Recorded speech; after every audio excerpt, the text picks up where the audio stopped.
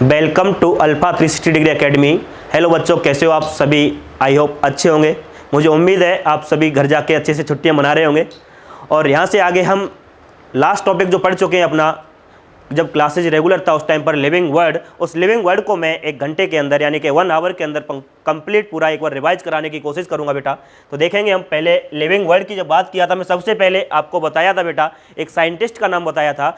Scientist का नाम क्या था बेटा? साइंटिस्ट का नाम था अर्नेस्ट। क्या नाम था? Ernest Mayr. क्या नाम था? Ernest mayor. अर्नेस्ट मेयर नाम का एक मैं साइंटिस्ट आपको लिखा के दिया था। उस टाइम बोला था अर्नेस्ट मेयर नाम के जो साइंटिस्ट हैं वो का जन्म कब हुआ था? उनका जन्म हुआ था बेटा, कब हुआ था? 1904 में। कब हुआ था? 1904 में। 1904 से लेके ये चले थे कब तक? 2004 तक, यानी कि 2004 में इनकी क्या हो गई थी? डेथ हो गई थी। और इनका जन्म में डेट वाइज बात करूं तो 5 जुलाई को हुआ था 1904 में। कहां पर हुआ था? कैम्पटन सिटी के अंदर, जर्मनी के अंदर हुआ था। ये मैं आपको पहले बताया हुआ हूं। इसके बाद मैं बात करूं बेटा, जो अर्नेस्ट मेयर नाम के साइंटिस्ट हैं, इन्हें हम 20th सेंचुरी का डार्विन के नाम से भी जानते हैं। किस नाम से जानते हैं? 20th सेंचुरी का Darwin, and Darwin of 20th century. Darwin of 20th century. मैं आपको बताया था बेटा कि यहाँ पर इनको बायोलॉजी के 3 प्राइज मिले थे, इसलिए हम नाम दिया था इसका ट्रिपल क्राउन ऑफ बायोलॉजी। क्या नाम दिया था? Triple crown of biology. Triple crown of biology, इनके इनको 3 प्राइज मिले थे बायोलॉजी के। ट्रिपल क्राउन ऑफ बायोलॉजी के नाम से भी मैं इनको नाम दिया था। 3 प्राइज कौन कौन से मिले थे? पहला था बाल्जन प्राइज जो 1983 में मिला था। दूसरा था इंटरनेशनल प्राइज ऑफ बायोलॉजी, वो कब मिला था? तीसरा था क्रेफूड प्राइज, जो कब मिला था? ये आप एनसीईआरटी के अंदर पहला पेज उसमें अंदर देखेंगे अच्छे से। इसके बाद मैं आपसे बात करूंगा, इसमें मैं आपको लास्ट हेडिंग लिखाया था, जो हेडिंग थी diversity in living word. Next क्या था अपना? Diversity in living word. मैं एनसीईआरटी को एक बार लेके चलूंगा बेटा। Diversity in living word. Diversity in living word की जब बात करूंगा, डाइवर्सिटी क्या होता है? पहली बात, डाइवर्सिटी क्या होता है? डाइवर्सिटी में आपको बताया था number and type of organism on earth is called as diversity. Number and type of organism on earth is called as diversity. मैं आपको बताया था कि जैसे जैसे हम एरिया बढ़ाएंगे डाइवर्सिटी भी बढ़ता जाएगा, बट एक लिमिटेड एरिया तक। जैसे हम एक कंप्लीट एरिया को रीच कर लेंगे उसके बाद डाइवर्सिटी नहीं बढ़ेगा, कांस्टेंट हो जाएगा। जैसे मैं आपको एग्जांपल दिया था कि एक पर्टिकुलर छोटा एरिया लूँ मैं, छोटा एरिया लेने के बाद मैं आगे बढ़ूंगा। जैसे मेरे पास एक पर्टिकुलर छोटा एरिया है, तो यहाँ पर स्पीसीज होंगी मेरे पास सपोज 5। जैसे मैं एरिया बढ़ाऊंगा, एरिया बढ़ा तो स्पीसीज भी बढ़ेंगी सपोज 10। जैसे और एरिया बढ़ाऊंगा तो और स्पीसीज बढ़ेंगी, बट एक सर्टेन एरिया तक बढ़ेंगी, और सर्टेन एरिया के बाद जाके स्पीसीज डाइवर्सिटी कांस्टेंट हो जाएगी। यानी कि बोल सकता हूँ जितना नंबर और टाइप ऑफ ऑर्गेनिज्म अर्थ पर होता है उसे क्या नाम देते हैं हम? डाइवर्सिटी नाम देते हैं। और अभी तक की बात करूं, अभी तक में कितनी डाइवर्सिटी इस अर्थ पर नॉन है, तो मैं आपको बताया था बेटा, नॉन डाइवर्सिटी की बात किया था। नॉन डाइवर्सिटी कितना है? नॉन डाइवर्सिटी में आपको बताया था, डाइवर्सिटी था 1.7 टू 1.8 मिलियन। कितना था? 1.7 मिलियन से लेके 1.8 मिलियन था। इसमें से भी 1.2 जो मिलियन था किसका था? एनिमल का। और बाकी बचा हुआ यानी कि 0.5 टू 0.6 मिलियन किसका है? प्लांट का है। अब इतनी लार्ज डाइवर्सिटी की स्टडी करने के लिए हम इंडिविजुअली तो स्टडी कर नहीं पाएंगे, तो इसको स्टडी करने के लिए बेटा हमको क्या करना पड़ेगा? सर हमको इसको क्लासिफिकेशन करना पड़ेगा। क्या करना पड़ेगा? क्लासिफिकेशन करना पड़ेगा। यानी कि लार्ज डाइवर्सिटी को स्टडी करने के लिए हमें करना पड़ेगा क्लासिफिकेशन। क्या करना पड़ेगा? क्लासिफिकेशन। तो इस क्लासिफिकेशन के लिए हम एक ब्रांच की बात करते हैं। तो नेक्स्ट अपना था, मैं आपको बताया था, हेडिंग लिखाया था टैक्सोनॉमी। क्या बताया था? टैक्सोनॉमी। नेक्स्ट मैं आपको बताया था टैक्सोनॉमी। टैक्सोनॉमी की जब हम बात करेंगे तो मैं बोला था टर्म टैक्सोनॉमी किसने दिया था? टर्म टैक्सोनॉमी दिया था बेटा एपीडी कैंटोल ने। किसने दिया था? Term taxonomy given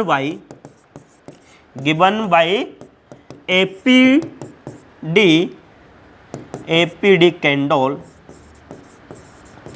APD Candolle नाम के साइंटिस्ट ने टर्म टैक्सोनॉमी दिया था। मैं बोला था टैक्सोनॉमी जो होता है इसके दो वर्ड से मिलकर बना होता है, एक होता है टैक्सिस और दूसरा होता है नोमोस। टैक्सिस का मतलब होता है अरेंजमेंट और नोमोस का मतलब होता है रूल या सिस्टम या लॉ। यानी कि किसी भी अरेंजमेंट के लिए जो रूल होते हैं, लॉ होते हैं, उन सबको मिला के हम क्या बोलते हैं? टैक्सोनॉमी। टैक्सोनॉमी की मैं डेफिनेशन की बात करूंगा बेटा, तो टैक्सोनॉमी की डेफिनेशन क्या बताया था मैं बोला था टैक्सोनॉमी क्या होता है? Branch of biology. टैक्सोनॉमी क्या है? Branch of biology which deals with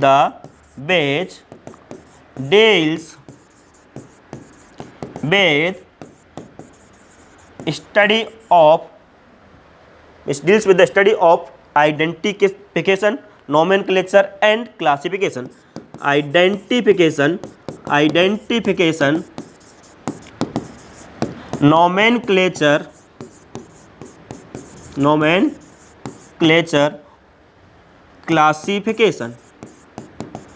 classification. अब जब जिस ब्रांच के अंदर हम किसी भी ऑर्गेनिज्म का आइडेंटिफिकेशन करें, नोमेनक्लेचर करें और क्लासिफिकेशन करें तो उसे हम क्या नाम देते हैं? टैक्सोनॉमी नाम देते हैं। क्या नाम देंगे बेटा? टैक्सोनॉमी। मैं आपको बात किया था टैक्सोनॉमी का प्रैक्टिकल यूज क्या होता है? To classify organism. टैक्सोनॉमी का प्रैक्टिकल यूज क्या होगा? टू क्लासीफाई ऑर्गेनिज्म, यानी कि ऑर्गेनिज्म को क्लासीफाई करने के लिए हम यूज करते हैं टैक्सोनॉमी। यानी कि बात करेंगे इसके बाद component of taxonomy. Component of taxonomy. Taxonomy के कंपोनेंट क्या क्या थे सर? टैक्सोनॉमी के कंपोनेंट के अंदर हमने पढ़ा था क्या? पहला क्या था? आइडेंटिफिकेशन। क्या था?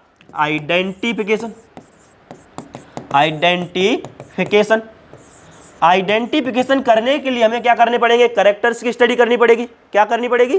कैरेक्टर्स की स्टडी। तो मैं बोल सकता हूं कैरेक्टराइजेशन भी बोल सकता हूं, कैरेक्टराइजेशन। दूसरा था जब आइडेंटिफिकेशन हो गया, किसी भी ऑर्गेनिज्म को आइडेंटिफाई कर लिया तो हम करेंगे उसका क्या? नोमेनक्लेचर। क्या करेंगे? नामकरण करेंगे बेटा इसका। क्या करेंगे? नोमेनक्लेचर करेंगे। नोमेनक्लेचर के बाद जब नामकरण हो गया तो इसको हम क्या कर देंगे? पर्टिकुलर क्लासीफाई कर देंगे एक पर्टिकुलर कैटेगरी के अंदर या कन्वीनियंट कैटेगरी के अंदर। यानी कि थर्ड आ जाएगा अपना क्लासिफिकेशन। क्या आ जाएगा? क्लासिफिकेशन। ये आ गया अपना बेटा क्लासिफिकेशन। अब इसमें आगे मैं एक बात करूं मैं आपसे, एक सिस्टमेटिक टर्म यहां पर मैं आपसे बात किया था सिस्टमेटिक अरेंजमेंट ऑफ ऑर्गेनिज्म। अब एक हेडिंग हम देंगे बेटा सिस्टमेटिक्स।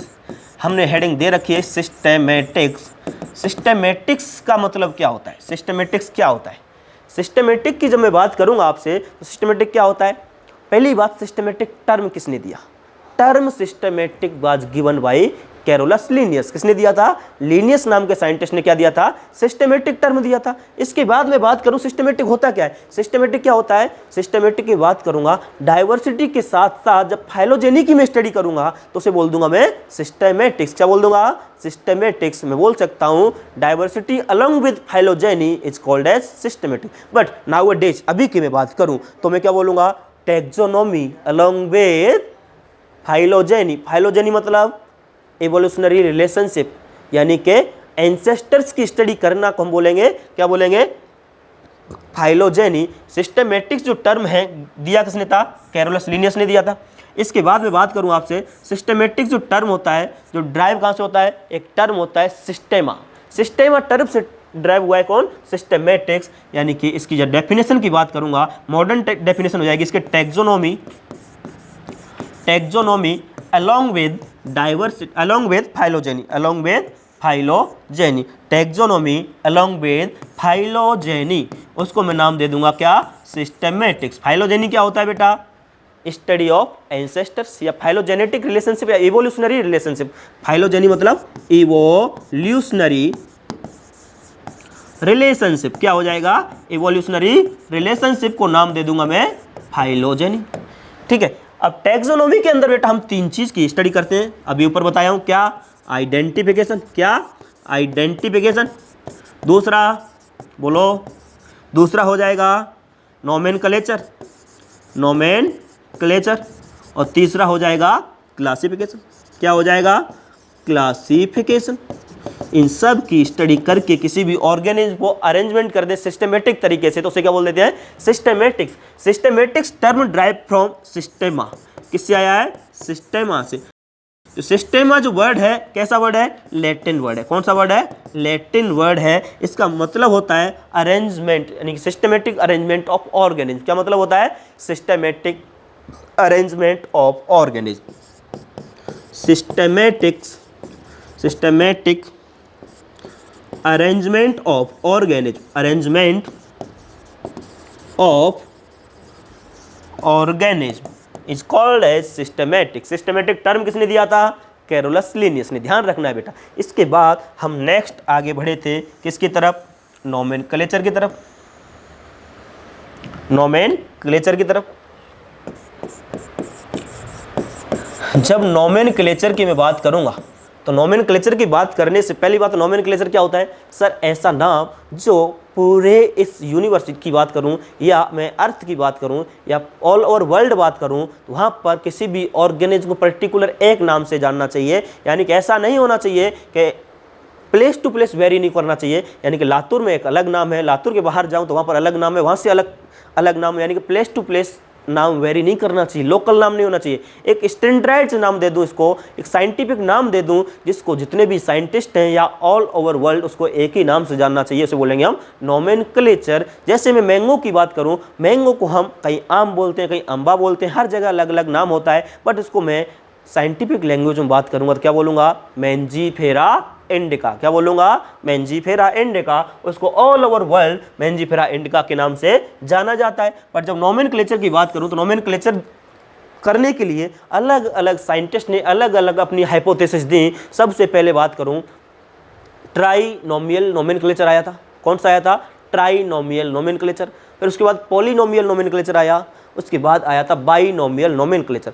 ट्राइनोमियल और पॉलिनोमियल को रिजेक्ट करके सबसे ज़्यादा वाइडली एक्सेप्टेड मॉडल था या हाइपोथेसिस थी जो क्या था? Binomial nomenclature. कौन सा था? Binomial nomenclature. कौन सा था? Binomial nomenclature. बाइनोमियल नोमेनक्लेचर जो किसने दिया था? Given by Carolus Linnaeus. किसने दिया था? Given by Carolus Linnaeus. यानी कि लिनियस साहब ने बाइनोमियल नोमेनक्लेचर दिया और उन्होंने बोला एक नाम के अंदर, यानी एक साइंटिफिक नाम के अंदर दो वर्ड्स होंगे। ठीक है, उन्होंने इस नोमेनक्लेचर को देने से पहले कुछ बुक लिखी। बुक कौन कौन सी थी? इन्होंने दो बुक लिखी। पहली बुक कौन सी थी? पहली बुक थी स्पीसीज प्लांटेरम। कौन सी थी? Species plantarum. स्पीसीज प्लांटेरम जो बुक थी इसको दिया था उन्होंने कब लिखा था इन्होंने? इस स्पीसीज प्लांटेरम नाम की जो बुक थी इनको इन्होंने लिखा था, ये पहला बुक था इनका, इसको इन्होंने लिखा था 1 मई या 1 मई 1753 को। कब लिखा था? 1 मई 1753 को। ठीक है, इसके अंदर उन्होंने जिक्र किया था किसका? प्लांट के साइंटिफिक नेम का। किसका जिक्र किया था? प्लांट के साइंटिफिक नेम का। ठीक है, दूसरी बुक लिखी थी उन्होंने सिस्टेमा नेचुरी। दूसरी बुक कौन सी थी? सिस्टेमा नेचुरी जो कब लिखी थी? 1 अगस्त 1758 को। इसके अंदर उन्होंने जिक्र किया था किसका? एनिमल नोमेनक्लेचर का। किसका जिक्र किया था? एनिमल नोमेनक्लेचर का। यानी इससे पहले जितने भी नाम थे एनिमल्स के उनको क्या कर दिया? रिजेक्ट कर दिया। इसके बाद में बाइनोमियल नोमेनक्लेचर के अकॉर्डिंग क्या आया? नोमेनक्लेचर आया। ठीक है, इन्होंने अब उसके बाद जितने भी साइंटिस्ट थे, साइंटिस्ट ने मिलकर प्लांट के नोमेनक्लेचर के लिए एक ब्रांच बनाई थी। इसका नाम दिया था ICBN। क्या नाम दिया था? ICBN। और दूसरा एनिमल के नोमेनक्लेचर के लिए ब्रांच बनाई थी, उसका नाम था ICZN। ICBN मतलब ICBN stand for international code for botanical nomenclature और ICZN stand for international code for zoological nomenclature. NCERT में लिखा हुआ है international code of zoological nomenclature, यानी कि एनिमल के जितने भी रूल होंगे या एनिमल के जितने भी नाम होंगे वो किसके रूल के अकॉर्डिंग आएंगे, ICZN के अकॉर्डिंग। और प्लांट्स का जो नोमेनक्लेचर होगा वो किसके अकॉर्डिंग होगा, ICBN के अकॉर्डिंग। किसके अकॉर्डिंग होगा, ICBN के अकॉर्डिंग होगा। यानी कि ये प्लांट के लिए था, ये एनिमल के लिए था। इसके बाद इसने नोमेनक्लेचर के लिए क्या दिए, रूल्स दिए। मैं बात करूंगा नोमेनक्लेचर रूल्स की। Rules for nomenclature, rules for nomenclature. Nomenclature के जो रूल है बेटा इंपॉर्टेंट है, यहाँ से इस बार नीट में क्वेश्चन आया है। पहला रूल में बात करूं, इन्होंने बोला था कि जितने भी साइंटिफिक नेम हैं जो कितने वर्ड से मिलकर बने होंगे, 2 वर्ड से मिलकर बने होंगे। पहला कौन सा था, जेनरिक नेम। दूसरा कौन सा था, स्पेसिफिक एपिथेट, यानी कि each name content 2 word. Each name content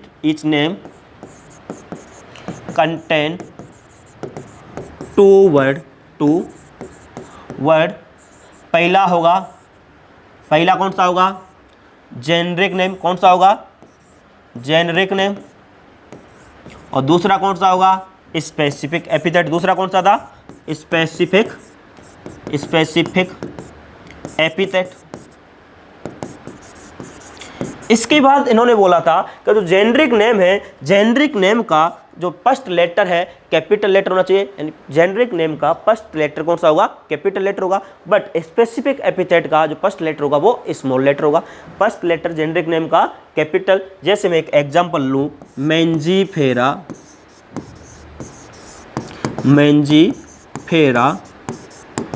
indica.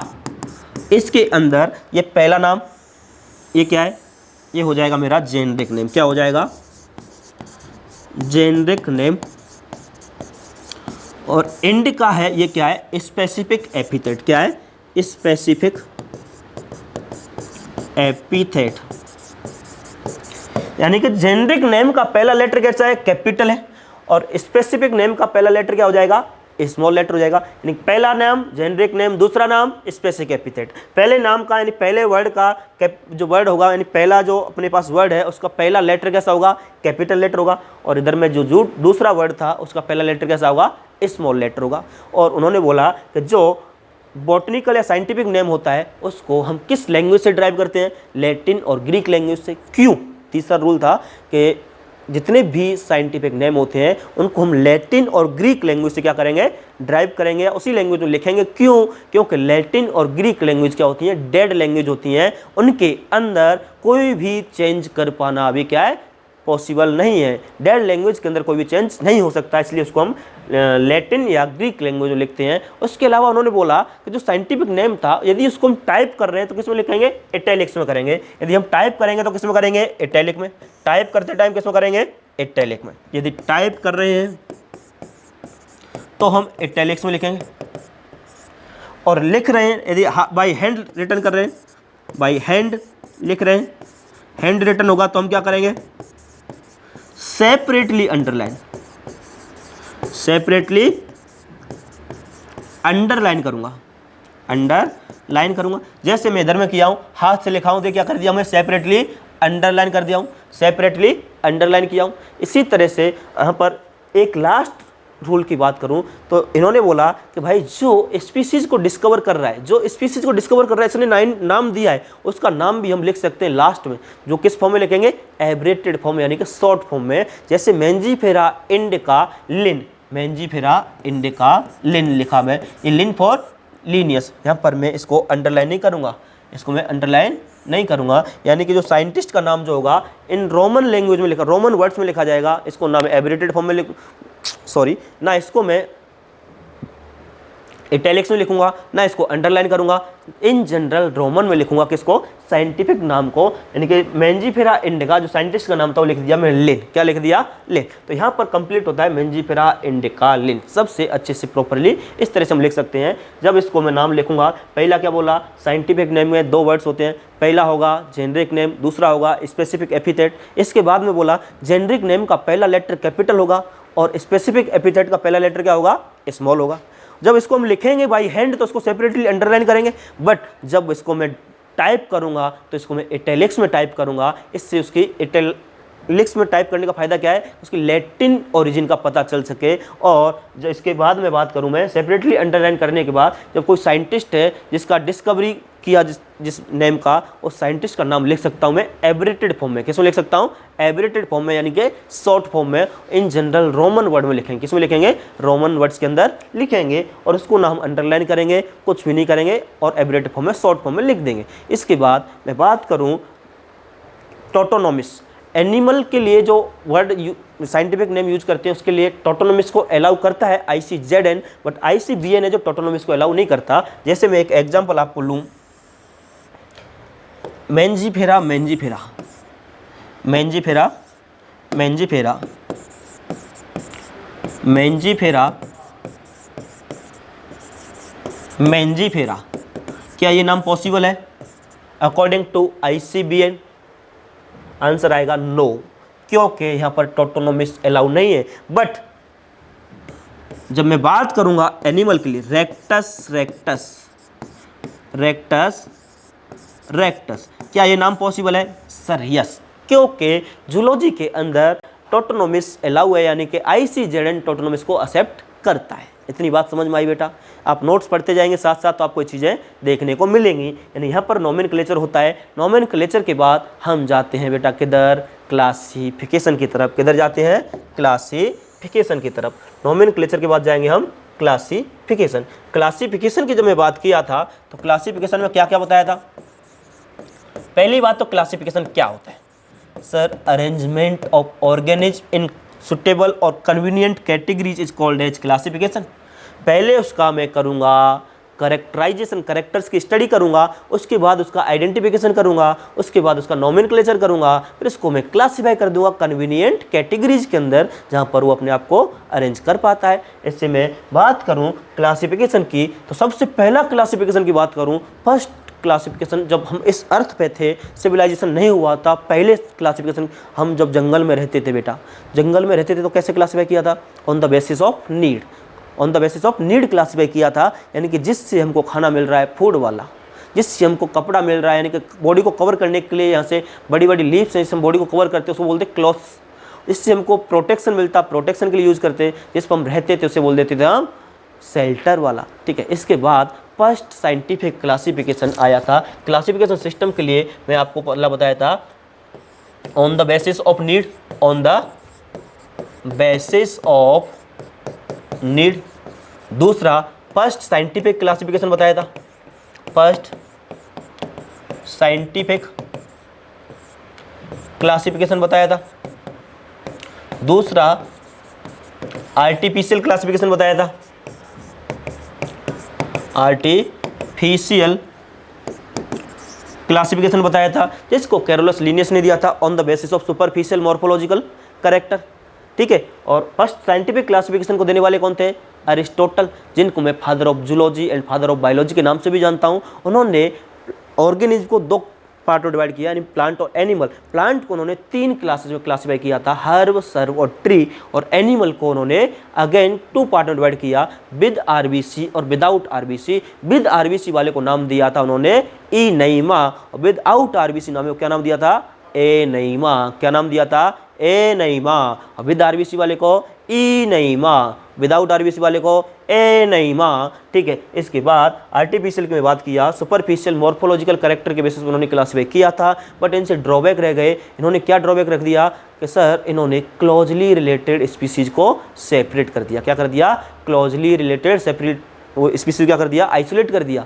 और दूसरा इन्होंने वेजिटेटिव और रिप्रोडक्टिव कैरेक्टर को इक्वल वेटेज दे दिया, जिसकी वजह से बाद में स्टडी की, पता चला तो वेजिटेटिव कैरेक्टर्स जो होते हैं इन्वायरमेंट से आसानी से अफेक्टेड होते हैं। क्या होते हैं? इन्वायरमेंट से आसानी से अफेक्टेड होते हैं, यानी कि more easily affected by environment as compare to the reproductive character. Reproductive character more easily आसानी से अफेक्ट नहीं होते, किससे? इन्वायरमेंट से।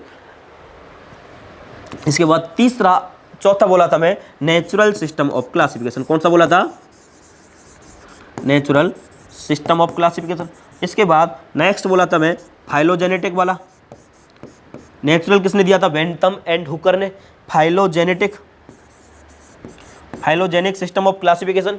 फाइलोजेनिक सिस्टम ऑफ क्लासिफिकेशन के अंदर बोला था मैं स्टडी करेंगे किसकी? इवोल्यूशनरी रिलेशनशिप की, एंसेस्टर की। मैं बोला जब पर्टिकुलर किसी कैटेगरी के अंदर किसी ऑर्गेनिज्म को रखना है तो उसके एंसेस्टर क्या होने चाहिए? कॉमन होने चाहिए। क्या होने चाहिए? कॉमन एंसेस्टर होने चाहिए। इसके बाद में आपसे बोला था टाइप ऑफ टैक्सोनॉमी में, यानी कि फाइलोजेनिक के बाद में आया था फेनेटिक टैक्सोनॉमी या न्यूमेरिकल टैक्सोनॉमी। जो फाइलोजेनिक सिस्टम ऑफ क्लासिफिकेशन होता है बेटा, ये most advance system of classification है, ठीक है। Numerical taxonomy. इसके बाद में बोला था कीमो टैक्सोनॉमी,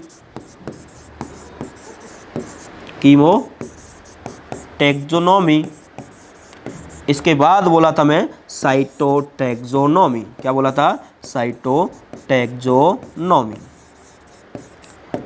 ठीक है। नेचुरल की मैं बात करूं, नेचुरल जो सिस्टम ऑफ क्लासिफिकेशन था नेचुरल एफिनिटीज के बेसिस पे था। किसके बेसिस पे था? नेचुरल एफिनिटीज के बेसिस पे था। इन्होंने कई सारे कैरेक्टर्स की स्टडी की, जैसे सुपरफिशियल मॉर्फोलॉजी के साथ साथ एनाटॉमी, एम्ब्रियोलॉजी, फाइलोजेनी, इन सब की स्टडी किए और इकोलॉजी की स्टडी किए, तब जाकर क्लासिफिकेशन किया। इसके बाद फाइलोजेनेटिक के अंदर हम इवोल्यूशनरी रिलेशनशिप की स्टडी करते हैं, जो मोस्ट एडवांस क्लासिफिकेशन सिस्टम है। इसके बाद न्यूमेरिकल टैक्सोनॉमी, यानी कि एक कंप्यूटर बेस्ड प्रोग्राम था। ये क्या था? कंप्यूटर बेस्ड प्रोग्राम था।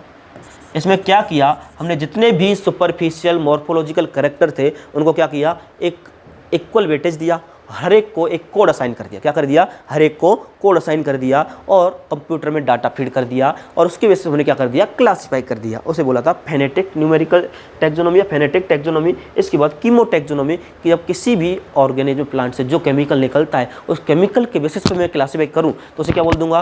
Chemo taxonomy. क्या बोल दूंगा? Chemo taxonomy. इसके बाद मैं आपको एग्जाम्पल दिया था टोबैको, यानी निकोटीन ऑब्टेन होता है किससे? टोबैको प्लांट से। तो मैं बोल सकता हूँ किसी प्लांट को आपने देखा उसके अंदर से निकोटीन निकल रहा है तो हम बोल सकते हैं कि इसमें क्या है भाई? कि एक टोबैको प्लांट है। यदि किसी प्लांट से कैफीन निकल रहा है तो बोल सकता हूँ कि एक कॉफ़ी का प्लांट है, कह सकता हूँ टी प्लांट है। इसके बाद में मैं बोलूँ साइटोटैक्सोनॉमी, किसी सेल के क्रोमोजोम के नंबर की, क्रोमोजोम के बिहेवियर की, साइज की स्टडी में करूँगा और उसके बेसिस पे मैं क्लासीफाई करूँगा तो उसे क्या बोल दूंगा मैं? साइटोटैक्सोनॉमी। जब टैक्सोनॉमी के अंदर क्लासिफिकेशन के लिए मैं पर्टिकुलर सेल एक बेसिस ले लिया, सेल के बेसिस पर क्लासिफाई कर रहा हूं तो बोल दूंगा साइटोटैक्सोनॉमी। पर्टिकुलर केमिकल के बेसिस पर क्लासिफाई कर रहा हूं तो बोल दूंगा कीमोटैक्सोनॉमी। क्या बोलूंगा? कीमोटैक्सोनॉमी। बात समझ में आई? इसके बाद मैं बात करूं आगे टैक्सोनॉमिकल हायरार्की। किधर जाऊंगा? Taxonomical hierarchy. इसके बाद हम बात करते हैं taxonomical hierarchy. Taxonomical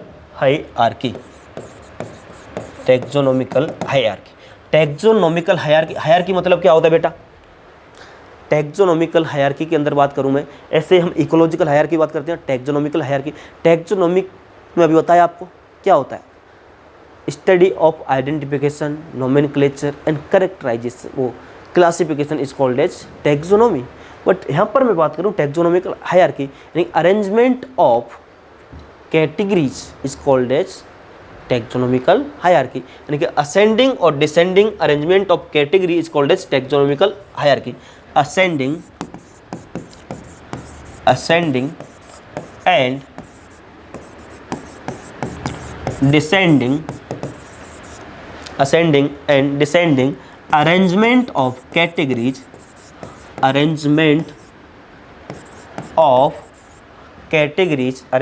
of categories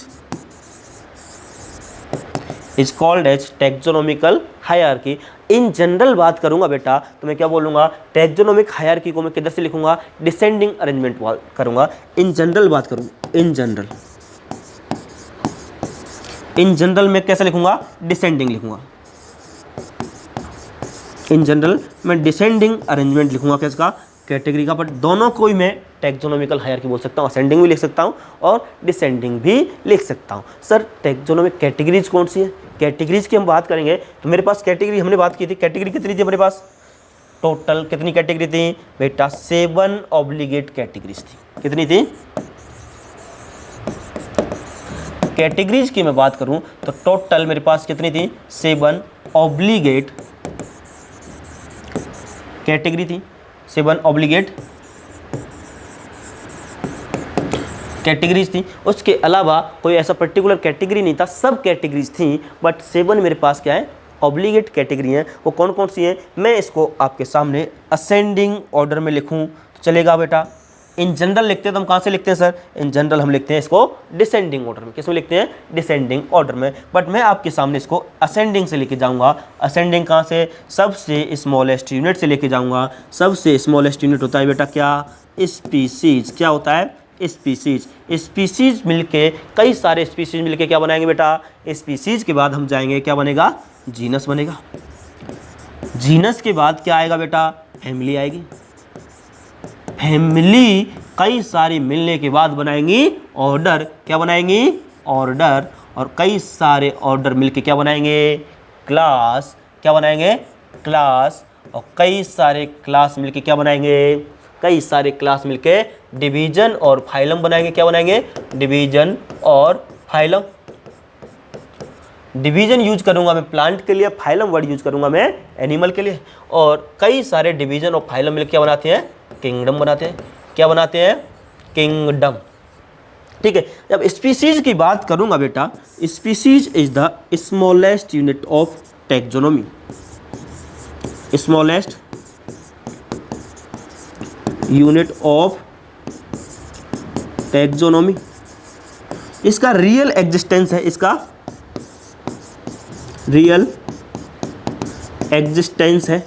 real में क्या है, इसका एग्जिस्टेंस है। आप किंगडम देखोगे, किंगडम का कोई भी रियल में एग्जिस्टेंस नहीं है, फाइलम का भी कोई नहीं है, क्लास का भी कोई नहीं है। बस स्पीसीज एक ऐसा है जिसका रियल में एग्जिस्टेंस है। जैसे होमो सैपियंस, सैपियंस यहाँ पर क्या एग्जिस्टेंस है, पर होमो कोई भी एग्जिस्टेंस नहीं है। होमो हमने नाम दिया है, ठीक है, पर सैपियंस क्या हो जाएगा यहाँ पर, एग्जिस्टेंस है। इस तरह से स्पीसीज की बात करूँगा, रियल एग्जिस्टेंस होता है, स्मॉलेस्ट यूनिट होता है। बट मैं बात करूँ ये unit of category, unit of category बोलूँ तो हर एक को मैं यूनिट ऑफ कैटेगरी बोल सकता हूँ। All are the unit of category, यानी कि यहाँ पर फैमिली भी यूनिट ऑफ कैटेगरी होगा, जीनस भी यूनिट ऑफ कैटेगरी होगा और डिवीजन भी यूनिट ऑफ कैटेगरी होगा। सभी क्या है, यूनिट ऑफ कैटेगरी होंगे। But basic unit of category पूछा जाएगा तो आएगा अपना species. Smallest unit of smallest unit of taxonomy पूछा जाएगा तो फिर आएगा स्पीसीज। रियल एग्जिस्टेंस पूछा जाएगा तो फिर आएगा स्पीसीज। जब मैं इसको इस तरह से स्पीसीज से किंगडम की तरफ जाऊं,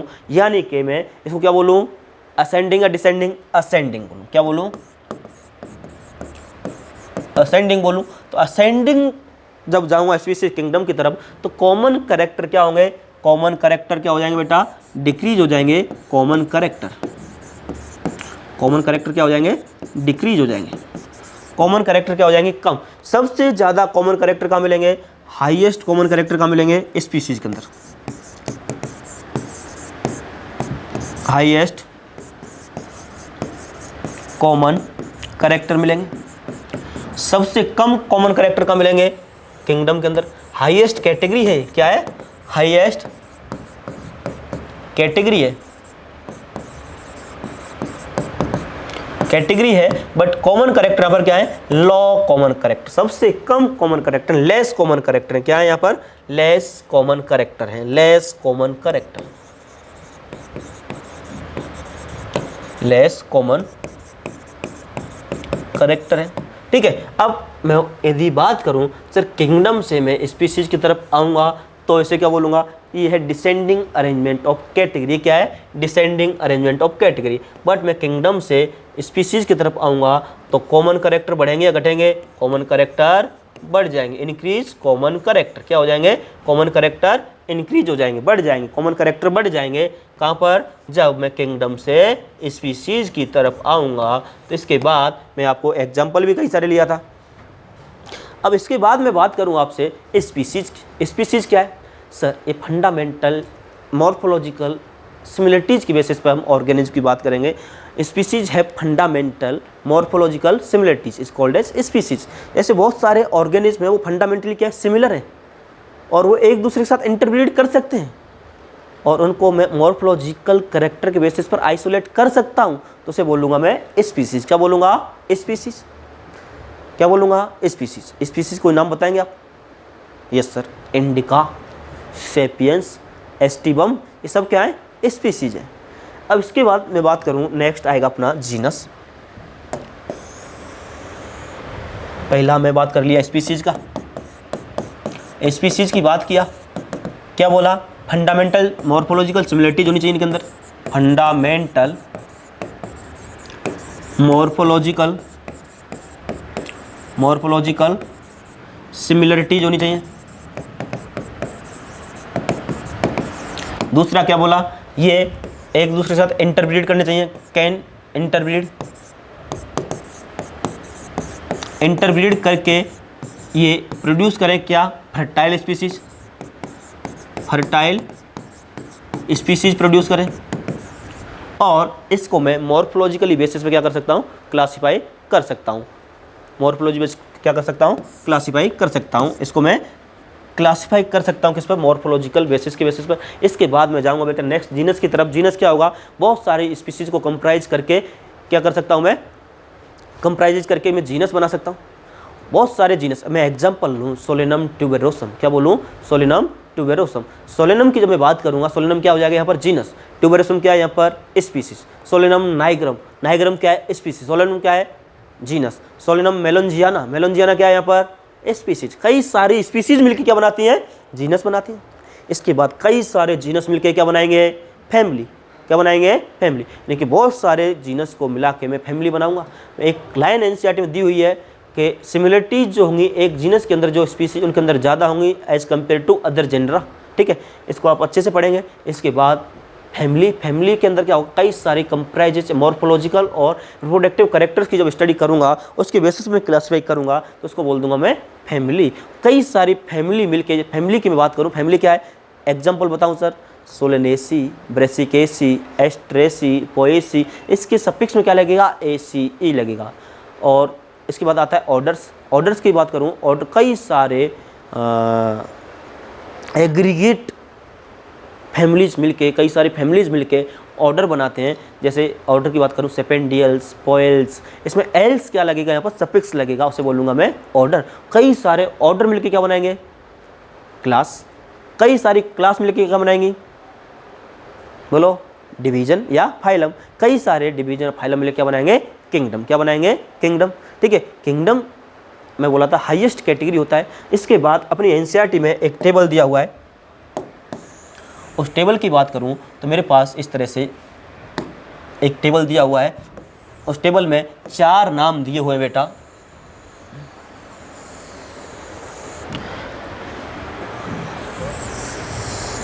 पहला मैं बात करूं, पहला मेरे पास है ह्यूमन का साइंटिफिक नाम क्या है, होमो सेपियंस। क्या है, होमो सेपियंस। क्या है, होमो सेपियंस। होमो सेपियंस इसका क्या है, साइंटिफिक नाम है। तो यहाँ पर इसका स्पीसीज क्या होगा, सेपियंस हो जाएगा। जीनस क्या हो जाएगा, फैमिली क्या हो जाएगा, ऑर्डर, और ऑर्डर के बाद क्लास, फाइलम और किंगडम। अब एनसीईआरटी देखोगे तो एनसीईआरटी के अंदर दे रखा है, दूसरा यहाँ पर दे रखा है हाउस फ्लाई, तीसरा दे रखा है यहाँ पर मैंगो, चौथा दे रखा है यहाँ पर वीट। यहाँ पर बेटा आप उनके साइंटिफिक नेम लिखेंगे, जीनस लिखेंगे, फैमिली लिखेंगे, ऑर्डर लिखेंगे, क्लास लिखेंगे, डिवीजन और फाइलम लिखेंगे और किंगडम लिखेंगे। ये आप इसको अच्छे से रफ नोटबुक में घर पे बैठ के लिखेंगे, एनसीईआरटी देखेंगे, वो प्रॉपरली याद करेंगे। इसके बाद मैं आपको बताया था नेक्स्ट क्लासिफिकेशन के बारे में बात किया था। क्लासिफिकेशन की जब मैं बात किया था, बोला था बायोलॉजिकल क्लासिफिकेशन के अंदर हमने 2 किंगडम क्लासिफिकेशन से बात किया था मैं, क्योंकि scientific classification, first scientific classification की बात करूं या अर्लीस्ट क्लासिफिकेशन की बात करूं, अर्लीस्ट क्लासिफिकेशन कैसे था, on the basis of need था सर। दूसरा क्या था सर, फर्स्ट साइंटिफिक क्लासिफिकेशन किसने दिया था, अरिस्टोटल ने दिया था। इसके बाद मैं बात करूँ 2 किंगडम क्लासिफिकेशन किसने दिया, 2 किंगडम क्लासिफिकेशन दिया कैरोलस लिनियस ने। किस बेसिस पे, on the basis of cell wall. जिसमें सेल वॉल प्रेजेंट है उसे नाम दे दिया क्या, प्लांट। जिसमें सेल वॉल नहीं उसे क्या नाम दे दिया, एनिमल। जितने भी ऑर्गेनिज्म थे जिनके अंदर सेल वॉल थी सबको रख दिया प्लांटी के अंदर, जिनके अंदर सेल वॉल नहीं थी उनको रख दिया एनिमेलिया के अंदर। किस में रख दिया, एनिमेलिया के अंदर। इसके बाद इन्होंने तीसरा किंगडम आया, इनके कई सारे ड्रॉबैक रह गए। कई सारे ड्रॉबैक क्या रह गए, इन्होंने यूकैरियोटिक को प्रोकैरियोटिक के साथ रख दिया, और मल्टी सेलुलर को यूनिसेलुलर के साथ रख दिया, और ऑटोट्रोपिक को हेट्रोट्रोपिक के साथ रख दिया।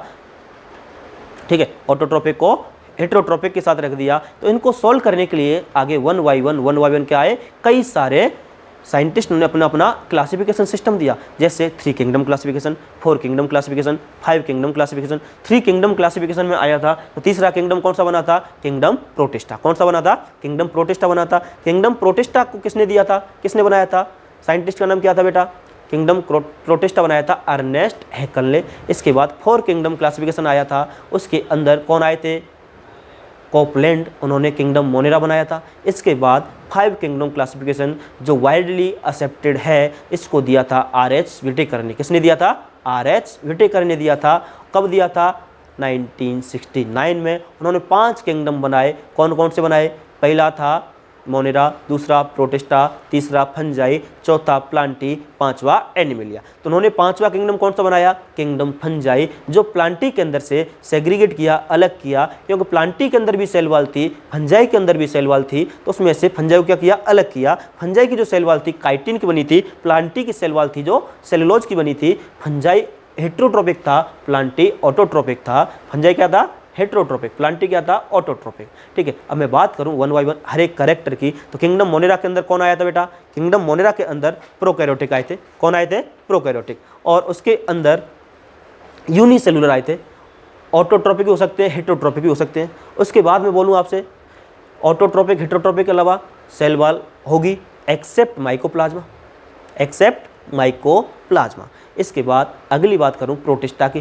प्रोटिस्टा के अंदर कौन आया था, प्रोटिस्टा के अंदर आया था कौन, यूनिसेलुलर यूकैरियोटिक। कौन आया था, यूनिसेलुलर यूकैरियोटिक। कौन आया था, यूनिसेलुलर यूकैरियोटिक। सेल वॉल हो भी सकती है, नहीं भी हो सकती है, ऑटोट्रोपिक भी हो सकते हैं, हेट्रोट्रोपिक भी हो सकते हैं। इसके बाद मैं बात करूं आपसे तीसरा किंगडम फंजाई की। किंगडम फंजाई के अंदर क्या आया था, किंगडम फंजाई में सेल वॉल प्रेजेंट थी, काइटिनियस थी। और काइटिनियस सेल वॉल के साथ साथ क्या था, काइटिनियस सेल वॉल के साथ साथ जितने भी ऑर्गेनिज्म थे मल्टी सेलुलर थे, एक्सेप्ट ईस्ट। ईस्ट को छोड़ दिया जाए तो मोस्ट ऑफ क्या थे, मल्टी सेलुलर थे।